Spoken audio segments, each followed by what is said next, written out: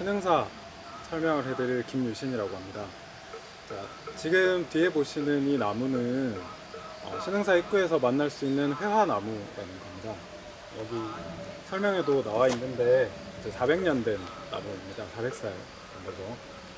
자, 이 회화나무 같은 거는 우리나라 향교나 서원 아니면 오래된 절 같은 곳에 가시면 이 회화나무를 쉽게 볼 수가 있어요. 그러니까 일반 가정집에 심는 나무는 아니고 이런 오래된 절이나 서원, 향교 같은 곳에 심는 나무입니다. 이 회화나무가 가지는 의미가 있는데 그런데 심는 이유가 있겠죠. 첫 번째로 귀신을 막아준다 라는 의미가 있기 때문이에요. 그래서 이런 절 같은 곳은 좀 부처님이나 아니면 중요한 사람들이 있죠. 그러니까 그들로부터, 귀신으로부터 그들을 보호를 해야 되기 때문에 이 나무가 앞에서 그거를 막아준다 라고 사람들이 믿었습니다. 그래서 지금 보시는 나무는 400년 전에 이 절이 다시 지어질 때 그때 심은 나무예요. 지금 그때부터 쭉 커서 이렇게 400년 동안 자리를 지켜온 거죠. 자, 이 나무는 귀신을 쫓는다는 의미도 있고 아까 서원이나 향교 같은 데는 공부하는 데죠. 그래서 그 공부하는 사람들이 조선시대 때 가장 되고 싶은 게 뭐냐면 학자입니다. 학자. 그래서 과거 시험을 막 쳐가지고 시험에 합격한 걸 장원급제라 그래요. 그래서 그 사람들이 장원급제를 해서 집에 돌아올 때 이 나무가 그때 딱 펴 있거든요. 그러니까 사람들이 이 장원급제를 축하하는 나무다 라는 의미가 하나 있고, 또 장원급제 해서 올 때 모자를 쓰고 오는데 거기 이렇게 좀 길게 나무를 하나 꽂아줘요. 위에 있는 가지 같은 거를 이렇게 꺾어서 거기에 꽂아주는 거죠. 그걸 어사화라고 합니다. 그래서 그런 여러 가지 의미가 있기 때문에 오래된 절이나 서원, 향교 같은데 이 나무를 심어두게 된 거죠. 네, 울산은 지금은 대나무가 유명하죠. 그런데 그 전에 유명했던 나무는 방구대 한각화 천전리 각석이 있는 구량리라는 마을에 있는 600년 된 은행나무입니다. 그 나무가 울산을 상징하는 나무였고요. 그리고 지금 보시는 앞에서 얘기했던 신흥사의 이 회화나무가 400년이 됐다 했죠. 이 나무가 또 울산을 상징하는 나무라고 할 수가 있겠습니다.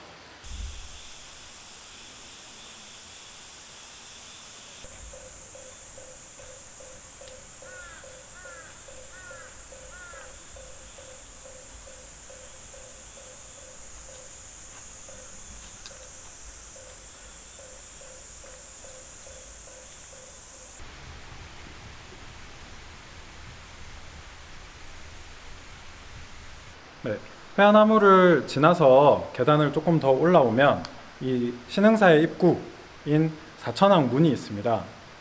이 사천왕은 부처님 세계로 사람이 올라갈 때 그걸 처음으로 지켜주는, 그러니까 나쁜 것들이 부처님 세계로 가지 못하게 막아주는 수호신 역할을 하고 있습니다. 다른 절들은 보통 조각으로 사천왕을 새겨놨어요. 그런데 여기 신흥사는 그림으로 그려놨습니다. 그래서 이 사천왕들은 4명이죠.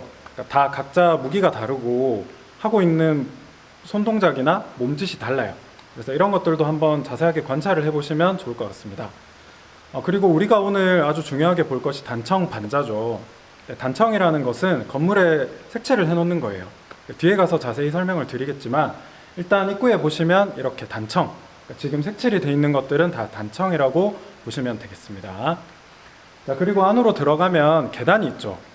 자, 절에 가면 보통 계단이 있어서 올라가거나 아니면 좀 가파른 곳에 있거나 이런 것들이 많습니다. 그거는 부처님 세계는 산으로 되어 있기 때문에 그거를 묘사를 한 거예요, 절에.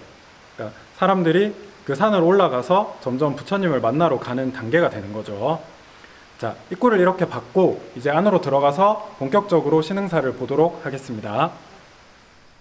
자, 여기는 울산광역시 북구 대안동에 있는 호국사찰 신흥사입니다. 자, 앞에서 사천왕문을 지나서 계단을 따라 쭉 올라오면 이제 대웅전, 그리고 구대웅전, 지금은 응진전입니다. 그리고 삼성각, 이렇게 건물 세 채가 남아 있습니다. 자, 신흥사는 우리 신라시대 때 문무왕 때 만든 절입니다. 자, 문무왕은 불교를 굉장히 깊게 믿었던 왕인데 자기가 죽고 난 다음에는 직접 용이 돼서 이 신라를 지켜주겠다 라고 유언을 남겼던 왕이기도 합니다. 그래서 그 이후에 동해바다를 따라서 절이 많이 만들어지게 되는데 그 절들을 다 호국사찰이라고 합니다. 호국사찰이란 말은 그 불교 부처님의 힘을 빌려서 나라를 지키는 절을 호국사찰이라고 합니다. 그러니까 이 신흥사도 만들어진 건 호국사찰로 만들어진 거죠. 그래서 계속 이어진 건 아니고 중간에 잠깐 절이 없어졌다가 임진왜란이 끝나고 난 다음에 1626년에 다시 만들어지게 됩니다. 그때 만들어진 거는 울산에 경상 좌병령이라는 곳이 있어요. 거기 장군으로 부임해서 온 사람이 이 절을 다시 만들게 되었습니다. 우리가 앞에서 봤던 나무 있었죠. 회화나무. 그 회화나무도 그 사람이 심은 것으로 보고 있습니다. 자, 입구로 올라와서 정면에 보이는 건물이 대웅전이라 그랬죠. 지금 여러분들이 들어와 있는 이 건물이 바로 대웅전입니다. 대웅전은 절에 가면 다 있는 곳이에요. 거기는 부처님, 그 절에서 모시는 부처님이 있습니다. 부처님도 굉장히 많아요. 우리가 아는 부처님은 보통 석가모니 부처님, 아미타 부처님도 있죠. 여러분들 나무 아미타불 관세음보살이라는 말 들어봤죠? 그 아미타도 부처님입니다. 그 아미타 부처님은 뭐 하는 부처님이냐면 사람이 죽고 난 다음에 가는 곳, 거기가 극락이라는 곳인데 그 극락을 다스리는 부처님이 아미타 부처님입니다. 지금 이 신흥사에 대웅전에 모셔져 있는 부처님은 아미타 부처님입니다. 자, 지금 불상은 1600년대에 만든 불상이에요. 조선시대 때 만들어진 거죠. 그래서 그때부터 여기서 자리를 계속 지키고 있었는데 요즘에는 엑스레이나 그런 기술들이 많이 발달을 했잖아요. 그래서 부처님 안에 속은 뭐가 있는지 이런 거를 조사를 하기 시작했어요. 그래서 신흥사에 있는 이 부처님도 400년 가까이 됐으니까 엑스레이를 찍어서 조사를 한번 해본 거죠. 하니까 안에서 종이 같은 게 많이 나왔습니다. 그걸 복장유물이라고 하는데, 그러니까 그 불상 안에서 나온 것들을 다 복장유물이라고 합니다. 그래서 그 종이에는 어떤 게 써져 있었냐면, 아까 신흥사가 신라시대 때 건흥사로 만들어졌다가 조선시대 때 다시 만들어졌다 했죠. 그 다시 만들 때의 과정, 그리고 그때 이 건물을 만들고 하려면 돈이 많이 들어가거든요. 그래서 누가 돈을 얼마나 냈는지 이런 것들이 기록이 다 돼 있었던 거예요. 그래서 그걸 통해서 신흥사가 다시 이렇게 만들어졌구나, 신흥사에 돈을 누가 이렇게 많이 냈구나 하는 거를 알 수 있게 된 겁니다. 지금 보시는 저 불상도 400년이나 됐고 안에 아주 중요한 것들을 품고 있었기 때문에 울산의 중요 문화재로 지정이 되어 있습니다. 자, 그럼 이제 건물을 한번 쭉 봤고요. 우리는 단청반자를 보러 구대웅전으로 이동해 보겠습니다. 지금 우리가 들어와 있는 이 건물은 응진전이라고 합니다. 원래 여기가 대웅전이었어요. 그런데 대웅전을 새로 지으면서 여기 작은 건물은 응진전으로 바꿨습니다. 응진전은 응진이 뭐냐면 부처님의 제자를 응진이라고 합니다. 그래서 건물 안으로 이렇게 들어와서 딱 보면 저기 정면에 부처님이 가운데 딱 앉아 계시고 그 양옆으로 부처님의 제자들이 쫙 앉아 있어요. 그리고 건물 주변은 저기 조각이 안 돼 있는 제자들은 그림으로 건물에 쫙 다 그려져 있습니다. 그래서 여기 오시면 어떤 제자들이 있는지, 제자들이 하고 있는 것도 다 달라요. 제자가 많거든요. 그래서 그 제자들을 한번 보시면 되고, 자, 부처님을 봤으니까 이제 우리가 봐야 되는 단청반자를 봐야 되겠죠. 자, 지금 우리가 있는 이 신흥사 단청반자는 문화재로 지정이 돼 있다 했죠. 아주 문화재적 가치, 역사적 가치가 깊기 때문에 그런 겁니다. 자, 어떤 그림이 있냐면 불교하면 딱 생각나는 연꽃 그림이 많이 있고요. 그리고 그 당시에 유행했던 덩쿨 무늬, 여러 가지 꽃 문양이 굉장히 많습니다. 천장에 보시면 딱 보면 이건 연꽃이구나 하는 것도 있고, 또 이건 뭘까 하는 것도 다 의미가 있고 다 꽃이에요.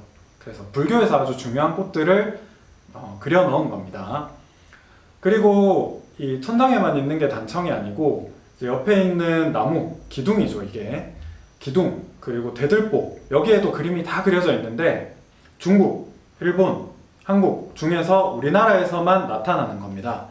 이 기둥 위를 머리초라고 하는데 머리죠. 기둥의 머리니까 머리초라고 하고, 여기에 이렇게 단청을 그려 넣는 건 우리나라밖에 없어요.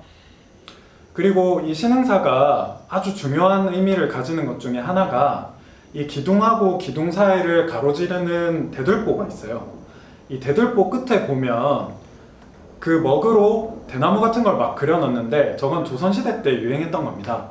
그래서 신흥사가 문화재적으로 아주 가치가 있다라고 얘기를 하는 거죠. 그리고 여기 신흥사의 특징이 하나 더 있습니다. 그거는 부처님 머리 위쪽에 단청반자 3칸이 용이 그려져 있어요. 이 불교에서 용은 아주 중요한 동물입니다. 그 불교를 지키고 부처님을 지키고 하는 동물이에요. 다른 절에서는 저런 모양의 그러니까 용을 이렇게 단청반자 3칸이나 써서 만드는 경우가 없습니다. 이거는 신흥사에서만 나타나는 겁니다. 자, 여기까지 해서 단청반자까지 설명을 마치고요. 이제 여러분들이 직접 단청반자 모양을 한번 만들어 볼 건데 사실 우리가 지금 코로나 때문에 온라인으로 이렇게 얘기를 하고 있잖아요. 네, 나중에 코로나가 조금 잠잠해지고 우리가 마스크를 벗게 될 때 그때 여러분들이 직접 부모님이나 아니면 친구들하고 신흥사에 와서 직접 단청반자도 보고 또 제가 설명드렸던 건물도 한번 가보고 그런 시간을 가졌으면 좋겠습니다. 자, 그럼 이제부터 단청반자 놀이개 만들기 시작해 보겠습니다.